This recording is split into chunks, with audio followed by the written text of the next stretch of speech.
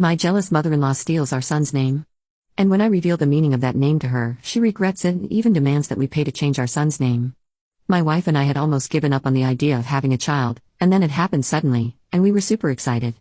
So after finding out we were expecting a boy, we started looking for names. I suggested my Scottish grandfather's name, and my wife loved it. So it was the name we chose. However, we made the mistake of posting about it on social media, and, well, no surprise in that chaos. My mother-in-law was also pregnant and was much further along than my wife and was also expecting a boy. She decided to claim my grandfather's name for her son, not just the first name, but also the middle name. We called her angrily about what she was doing, and she arrogantly told us there was nothing we could do about it, and somehow she was right. Legally, there was nothing we could do about it as stealing baby names is not a crime yet. We realized it was exactly the drama my mother-in-law wanted, and she thought that by taking a name for herself, we couldn't use it.